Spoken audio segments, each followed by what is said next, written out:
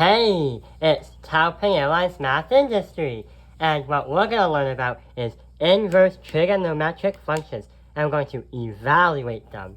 So recently, in the past, we've been learning all about the sines and the cosines, and we use these formulas to evaluate how to identify the exact number, like the sine of 105 degrees, without using a calculator like here. But what we're going to do is, if we've learned how to use these formulas right here, then why can't we try to make what the formula looks like right here? So, a problem. So right over here, find if the sine of a minus b, in parentheses, which is given the information, cosine b equals 0/5 and is whatever this is, and the tangent of a equals 5/12 and is whatever that is. So instead of trying to get to a number, these are our numbers, and we're going to try and find out what they all mean and what they all evaluate to. So, you know how in the last video we've been working on these formulas and coming to some kind of conclusion, ones that look like these right over here? Well, we have to do that too, but we're going to do it by reversing the effect. Here's what happens. Going back over here, there are two things that we notice in each of these things right here. Well, number one is we have a trigonometric function, and that is going to equal to 3/5. And we also have 1 over here as well. But if you take a look at these things, here is what we can find out. You see how the cosine of b has to be greater than 0, but less than pi/2? What they're talking about right here is the unit circle right over here.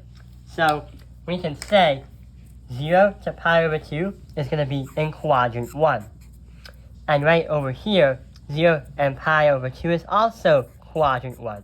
So we can say that what we're creating is going to be right here and right here. What about the one over here, the cosines and the tangent? Well, you know how we've been using trigonometric functions to add and subtract?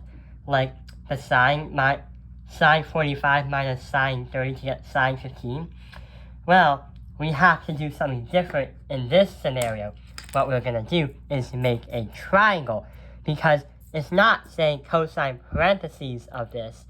It's saying the cosine of b is equal to this, and it's going to be 3/5. So right over here, since we're playing around in the first quadrant, here is what we're going to do. Make a triangle. So, the cosine of b of 3/5, 3 is going to go here, and 5 is going to go right here, because the 3 is going to go on the bottom. That's what the x is for the cosine. And we can quickly understand that this is a 3, 4, 5 triangle if you use the Pythagorean theorem. But what about this one over here? If you take a look at the tangent of a equals 5 divided by 12. So what we're going to do is we're going to say right here, make a right triangle once again, and the tangent of 5/12 is y divided by x. So this is going to be 12, and this is going to be 5. And when you create a right triangle, you're going to get 13 as the hypotenuse if you do the Pythagorean theorem, or the configuration 5, 12, 13. So right over here, we have two right triangles that we've made from the conditions that the problem gave us right here. So what we gotta do now is, we are trying to find, using all these parts, find what the sine of a and b are in parentheses. So here is what happens. We're gonna mark the b in green, and mark this side b. And we're going to mark the a in red. And it's going to be the a. So what happens? Yes, we have to make the formula now. Do you remember what the formula was? Yeah.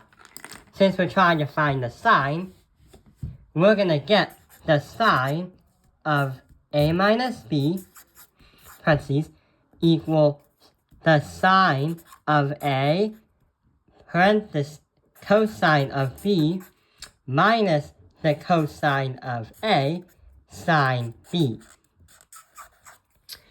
And we are going to have green as the b's, and the a's as red. So now we gotta find out how we can fit our information here into here and solve it all out. So we have to split this off because this is what the problem is saying, but this is what we're trying to solve with. So the sine of a. So we have to go to the a graph right over here. The sine of a is going to be 12. So we're going to be putting 12, and since it's a sine, 12 divided by 13, because that is the sine. So we're going to put 12 divided by 13 right here. What about the cosine? So the cosine of b. So we have to go to the b graph. The cosine is going to be 3 divided by 5, because from the reference angle, it's 3 divided by 5, adjacent hypotenuse. So we're going to put 3 divided by 5 right here. If we put your subtraction symbol, because that is what you're subtracting by, the cosine of a. So here is a, the cosine is 5 divided by 13. So we're going to put 5 divided by 13 right here. And the sine of b, go to the sine graph, and the sine is 4 divided by 5. And what we do with these fractions, we multiply. So here's what happens. 12 times 3 is going to be 36. And 5 times 4 is going to be 20. 13 times 5, let's use a calculator for that to check our work.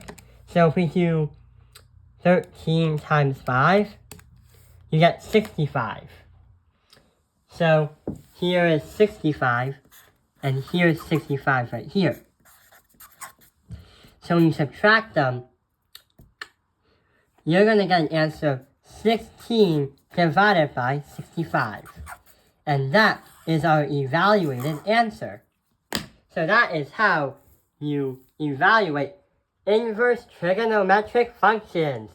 I hope this video has helped you understand how to evaluate inverse trigonometric functions.